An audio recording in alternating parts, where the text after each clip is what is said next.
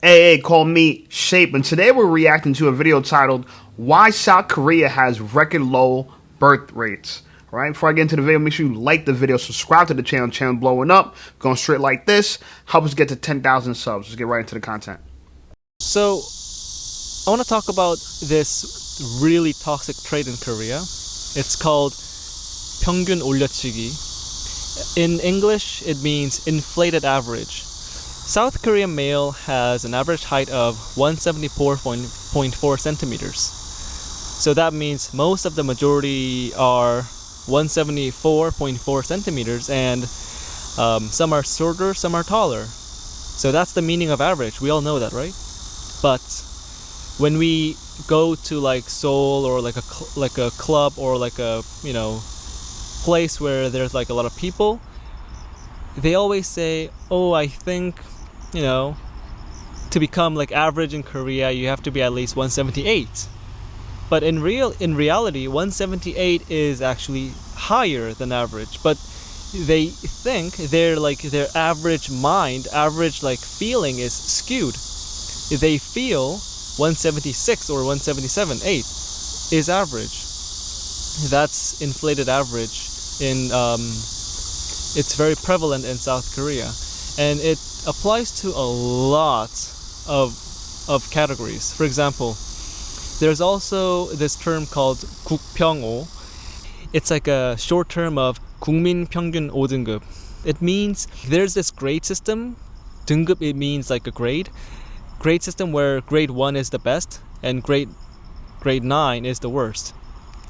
So basically that means grade 5 is in the middle. It's like the average score.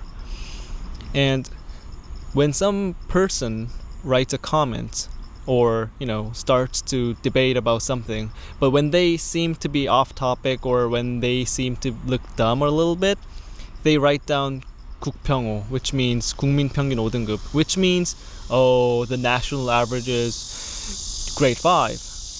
It's saying that grade 5 is a low score, saying most majority of people are dumb, saying since the average score is grade 5, and in their mindset grade 5 feels very low, they are saying that this commenter is dumb. But in reality, if that person actually got like a grade 5, then that means that person is an average. Isn't that so? It means most of the Koreans have like a mindset that the average score is a low score. I mean, then who gets the average? Like, what is the real average? Like, they think at least you have to get a grade 3, and grade 3 is like top 17%. So Koreans think you have to be at least top maybe 20% to become the ideal average. Okay, now I get where he's going, and I understand this because in America we have an inflated average too. A lot of women don't find the average man attractive, right? The average woman doesn't find the average man attractive. They only find the top 20% of men attractive, and it seems like it's the same thing's happening in South Korea. Now, what I would say the case is that people are just wrong. They don't realize that what they view as average is actually above average, and what they view as below average is actually average. And some of this data is corroborated by studies by like OkCupid or Hinge, where they found out that women swipe right only 20% of the time, meaning they swipe left 80% of the time, meaning that they only find 20% of men attractive, whereas men swipe right 50% of the time. So men, we're more aware of how the average attraction works, where women are slightly inflated in their minds. They have a higher sense of self, and they have impossibly high standards. And it seems like this is a worldwide trend. So yeah, I think that's an issue. Let's continue to listen. What does that mean? All the lower 80% will feel like, oh, I'm not enough. This is so prevalent in South Korea. Height, grade, money, like how much money you make. So because of this skewed, like inflated average mindset, most people feel inadequate. Most people feel they are not good enough. So, because of this inflated average mindset, most people have a low self-esteem. I want to finish this video by talking about Zhang Zhou. In Korean, we call it Changja. His philosophy is about human dignity. And he said human dignity comes from when we love stuff that is useless. And that could be, for example, loving, our dog, loving walking around the park. I mean, walking around the park doesn't make you any money, or doesn't make you go up on the history book, right? It's just walking around the park because I love to do it. Zhang Zhou said, what makes us human is doing what you love that is useless. What Zhang Zhou really wanted to say was, if you treat everything in life as something that you have to be useful and make money, for example, walking around the park. Before connecting that idea with making money, you're like, oh, I'm so comfortable walking around the park. I love walking around the park. It's your routine. But when that person says, let's make money out of walking around the park, when they treat that to something that they have to be useful, that thing becomes something that they don't love anymore. But South Koreans really need this philosophy because most of them treat themselves as tools. They say, hey, I have this amount of certificate. Hey, my grade is 95. I'm a good student. But they never talk about what they love. They never talk about what their dream is. This is basically becoming a tool. It's not a human. It's basically a factory printed citizen just to do more work, right? I think this is why South Koreans have a low birth rate. Okay, so that's another point he raised. He raised that people essentially no longer have hobbies, right? Because, you could do something that you love that doesn't make you money. In fact, it actually costs you money. And so you got to have fun. I agree with that. There has to be some excitement of life other than just work for an ends meet or to try to raise your social value to find a partner. However, I think there's actually a financial benefit to these things. So I don't fully agree with, I think, Zhang Zhou, the guy he said. I don't think that it's useless in a sense. I guess that's the word that I have an issue with. We're loving things that are useless. I would just say loving things that don't necessarily make you money. I agree with that. But just because it doesn't make you money doesn't mean it's useless. It's actually useful. Very few things in this world is useless, believe it or not. Sometimes I rest and I take a break and I'm not making any money. I'm not being productive.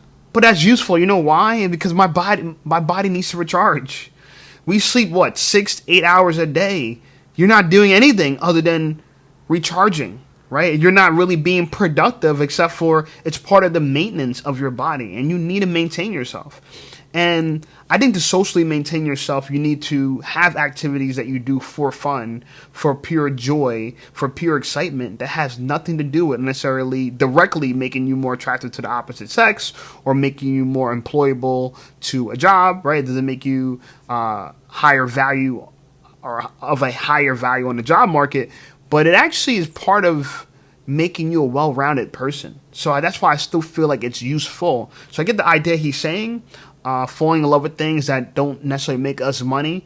But like I said, again, there's very few things in this world that are useless. Entertainment's important. I'm not saying you should watch TV all day, but you should, take time to be entertained, enjoyed, kind of be of the world. And you should take time to rest, right, where you're not being productive. So, yeah, absolutely. People need more hobbies and stop focusing on work, and that probably will improve their social status and their love life for sure. It's just too depressing to focus your life on making more money and getting proof that you are a good worker and being praised that you have 10 certificates, 100 on your math test. But they never talk about my favorite moment in life is walking around the lake listening to music. My favorite moment in life is walking my dog or giving food to my cat or saving other people's. And I think underlying the low birth rate of South Korea, the root of the problem is this. South Koreans lack philosophy. They're always like, you have to at least make 6 figures when you're about 30 years old. Well then, are the people who doesn't make that amount of money at age 30, are they losers? No. They're perfectly fine. They're all perfectly fine human beings. Like, you know what I mean? If we start to put a guideline that is measurable, there's always a winner and a loser. But we can't do that to humans. I mean, to protect your self-esteem and other people's self-esteem, we should always talk about a value that is not comparable. The values that is always measurable only by you. For example, like my love towards, let's say, running around the lake, listening to music, that's what I love. I cannot tell you how much I love it because it's a value only inside me. Of course, somebody maybe has the same hobby or the same thing, like maybe you might love to walk around the lake listening to your favorite music, but like the music's gonna be different, the pace of walking is gonna be different, the feeling when you approach the water is gonna be different. Everything is just personal, and that is dignity. When a value is not convertible to another value, let's say money or like gold, time, that is dignity. South Koreans need this. They don't have dignity. They need to focus on the present, right now, what they love, and they need to develop more and learn who they are. I think what he's saying is they need God. This is a spiritual question. You need money, you need spirituality, and so dignity is understanding that people have God-given rights, really, right? And that even if you determine them to be not valuable, you can't just dispose of them as your free will, right? Because that's against the 10 Commandments. That's against our belief systems. So the one thing I do disagree with him, though, on is that we shouldn't have this idea that some people are winners and some people are losers. He's looking at a more egalitarian, communist type of thing where everybody's the same, everybody's equal for the sake of making everyone feel good. No, some people should feel bad that they're not where they want to be, and let that be the motivation. If you're not where you want to be, whether you're out of shape or you're not earning the amount of money that you should be earning, it should make you feel bad, but it should be inspiration. You see, this idea that in life you're always going to feel good, that doesn't exist. People die, bad things happen to people, bad things happen to you. You're going to lose loved ones, you're going to lose challenges in your life. You're going to lose to some challenges, right? You're going to get defeated by certain things in life, and that's necessary, because, and I'm going to say this, I'm end off with this, to live is to suffer, and to survive is to find meaning in the suffering.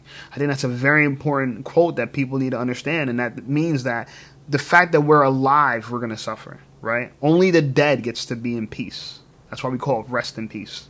Okay, once you're alive, it's constant chaos, but you must find meaning in that chaos. And some of that chaos could be that you're not the highest ranked person at the moment, right? You're the lowest on the totem pole. Someone's above you. But we need these hierarchies, because it's measuring competence. And competence should be rewarded, and incompetence should be punished. And at times you're going to be incompetent. Anyway, like this video, subscribe to the channel blowing up. I appreciate you guys. I hope you enjoyed this. And check out some other videos, and I'll see you over there.